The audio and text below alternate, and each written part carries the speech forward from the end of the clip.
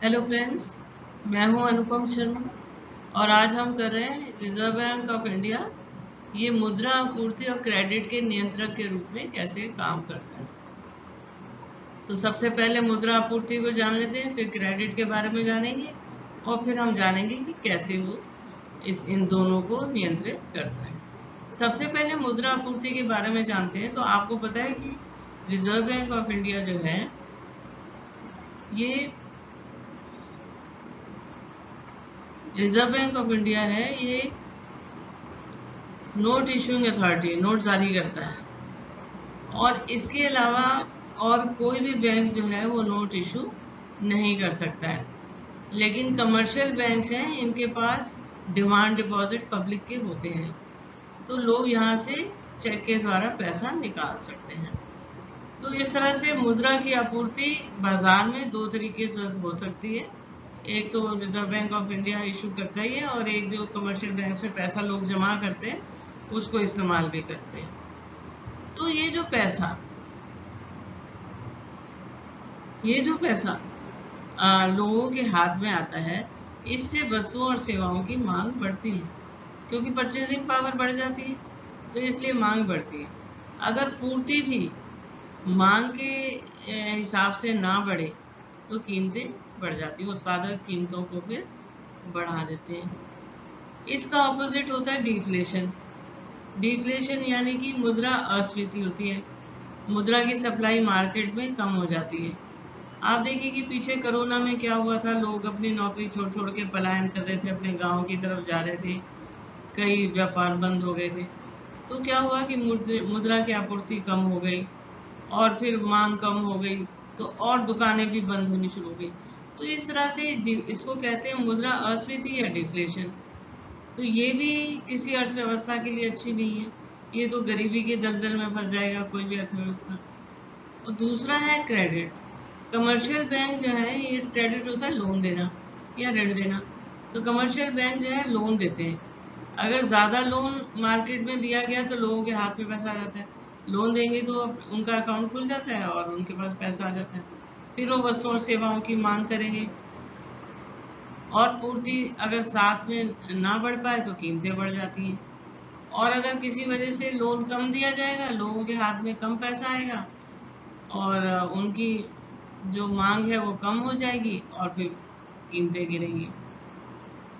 तो किसी भी अर्थव्यवस्था के लिए अत्यधिक मांग, यदि कीमतें बढ़ जाएं या इन्फ्लेशन बढ़ जाए या डिफ्लेशन हो जाए, कीमतें जरूरत से ज़्यादा गिर जाए, दोनों ही हानिकारक है। इसलिए इस स्थिति में रिजर्व बैंक ऑफ इंडिया, जो कि सभी बैंकों का हेड है, सभी व्यापारिक बैंकों का हेड है, वो मुद्रा पूर्ति और क्रेडिट को नियंत्रण करता है।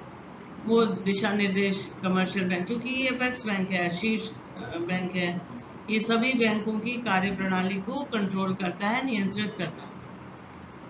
इसलिए करता है कि इन्फ्लेशन भी ना हो और डिफ्लेशन भी ना हो, मार्केट में स्टेबिलिटी रहे, स्थिरता रहे। तो इसके लिए जो रिजर्व बैंक ऑफ इंडिया है वो दो तरह के उपाय करता है, एक मात्रात्मक है और एक गुणात्मक है। ये और जो भी वो नीतियां लाता है वो जितने भी व्यापारिक बैंक हैं, चाहे सरकारी हो चाहे वो प्राइवेट हो, सबको मानने के लिए बाध्य होते हैं। अब हम देख रहे हैं कि ऋण नियंत्रण के मात्रात्मक उपाय, क्वांटिटेटिव मेजर्स देख रहे हैं। तो मुद्रास्फीति को नियंत्रित करने के लिए, मुद्रा आपूर्ति को कम करने के लिए क्या है कि जब मुद्रास्फीति यानी इन्फ्लेशन, जब कीमतें बहुत ज़्यादा बढ़ गई हैं, तब मनी सप्लाई को कैसे कम करेगी। और यहाँ पर डिफ्लेशन है यानी अस्फीति है, इसके लिए वो कैसे आपूर्ति को बढ़ाएगी।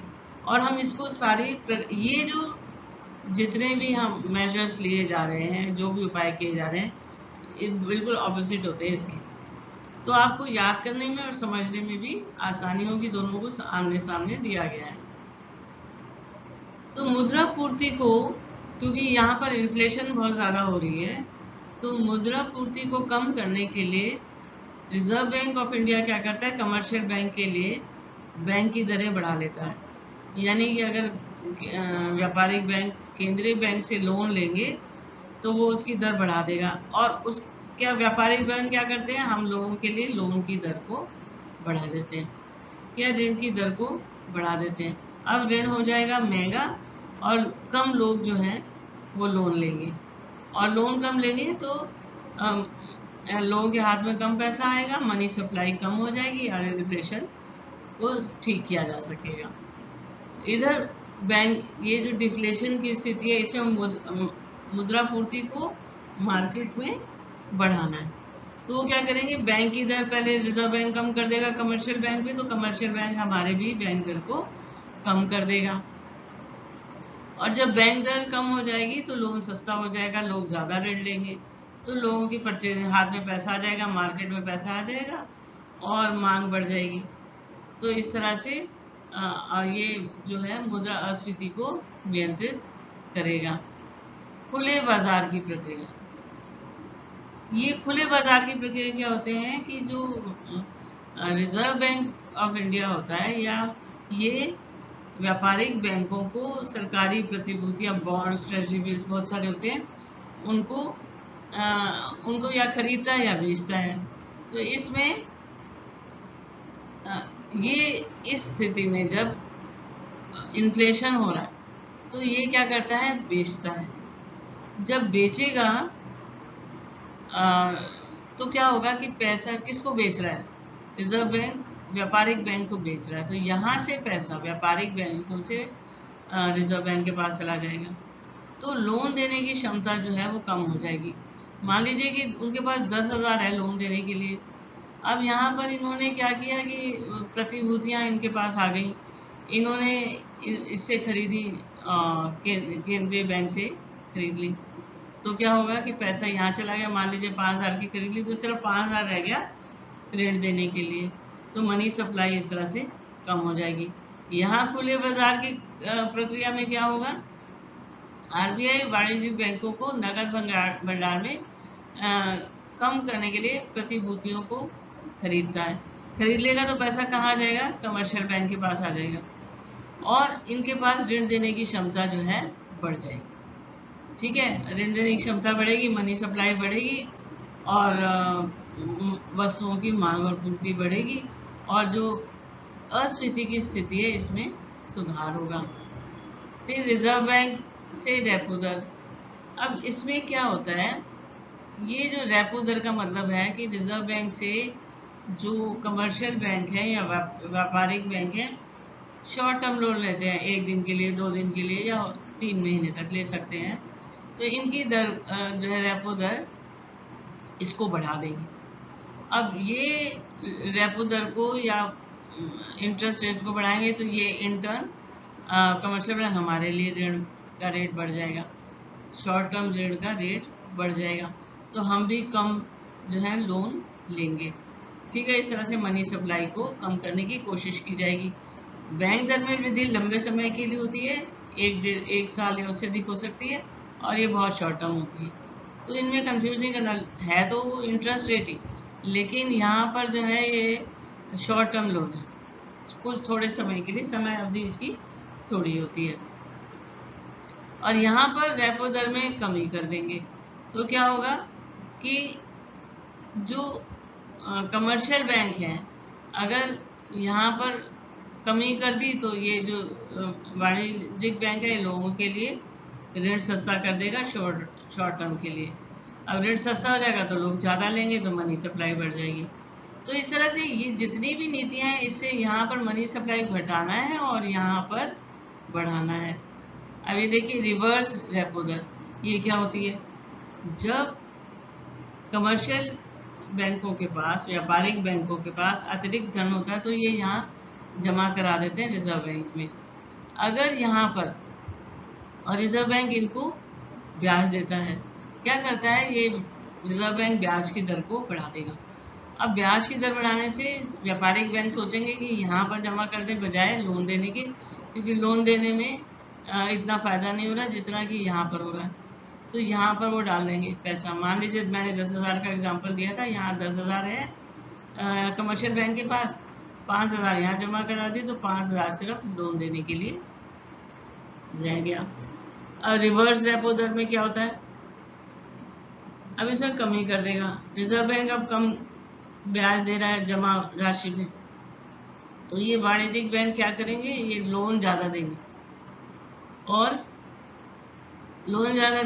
और इस तरह से मार्केट में पैसा आ जाएगा। अब नगद आरक्षित अनुपात CRR क्या होता है, यह है कैश रिजर्व रेशियो, इसको शॉर्ट फॉर्म में कहते हैं CRR। ये वो धन है जो व्यापारिक बैंक है उनको रिजर्व बैंक के साथ रखना पड़ता है। अब मान लीजिए 10% रखता है, मान लीजिए 100 रुपए थे, छोटा उदाहरण है, 100 रुपए उनके रिजर्व में थे और 10% जमा कराना है तो 10% जमा करा देगा, बाकी 90 जो है वो उधार देने के लिए रह जाएगा। इसमें क्या करेगा, वो इसको बढ़ा देगा, रिजर्व बैंक ऑफ इंडिया इसको बढ़ा देगा। इसको बढ़ाने से मान लीजिए 15% करता है तो कितना रह गया, 85% ही लोन देने के लिए रह गया। उतनी ही मनी सप्लाई मार्केट में कम हो जाएगी। यहाँ पर मनी सप्लाई को बढ़ाने के लिए नगद निधि अनुपात को वो कम कर देगी, यानी जितना रिजर्व बैंक में जमा कराना है वाणिज्यिक बैंक ने उसको कम कर देगा।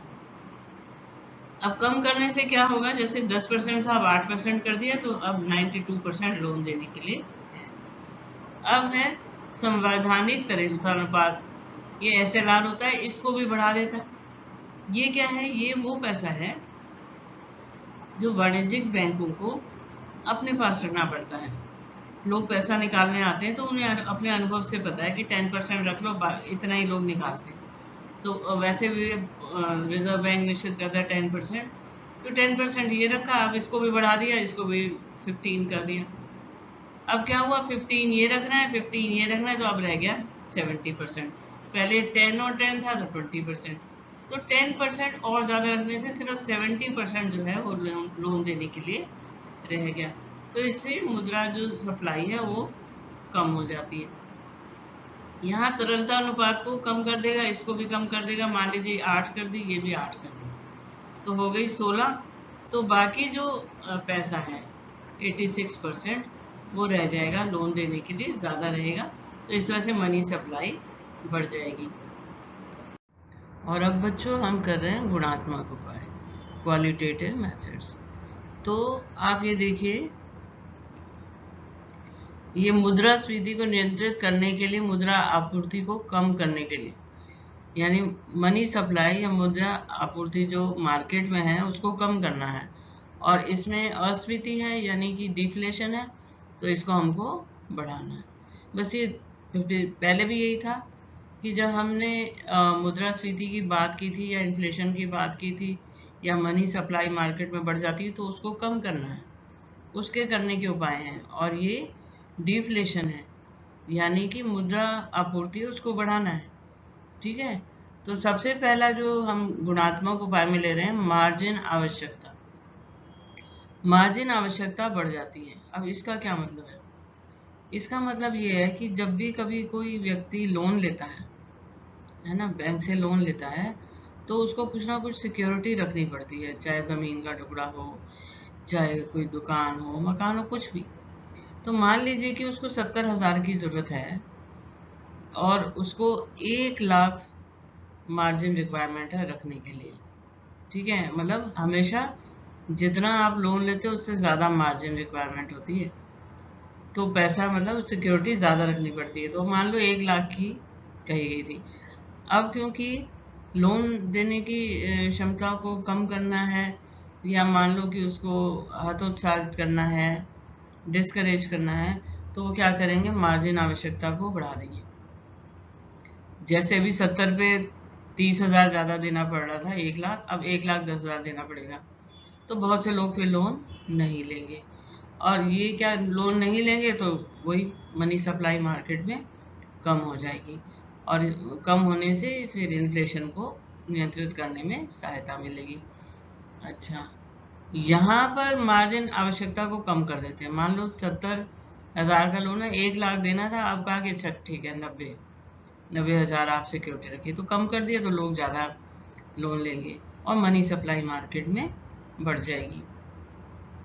क्रेडिट की राशनिंग करते हैं कुछ, जब हमें ये कम करना है मनी सप्लाई, तो जो लोन है उसको नियंत्रित करना है, तो क्या करेंगे, राशनिंग कर देंगे। कुछ ज़रूरी या महत्वपूर्ण या सरकार को ज़्यादा ऐसे लगते हैं कि इनको लोन मिलना चाहिए, उनको मिलेगा, बाकियों को नहीं मिलेगा, तो इसको कहते हैं राशनिंग।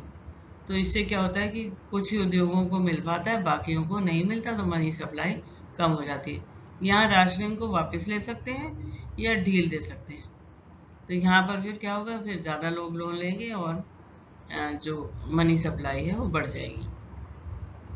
और नैतिक प्रभाव डालते हैं। जो रिजर्व बैंक ऑफ इंडिया है वो कमर्शियल बैंक्स को भाषणों के द्वारा, पत्रों के द्वारा, सेमिनार के द्वारा उनको ये कहते हैं कि आप जो है इनको ऋण कम दो, मतलब ऋण देने में कमी करो। तो इससे क्या होगा, जब ऋण कम दिए जाएंगे तो मनी सप्लाई कम हो जाएगी। और यहाँ आरबीआई ऋण देने के लिए प्रोत्साहित करता है, लिबरल होने के लिए कहता है, मतलब आसान शर्तें लगाओ जिससे कि ज़्यादा से ज़्यादा लोग लोन लेंगे।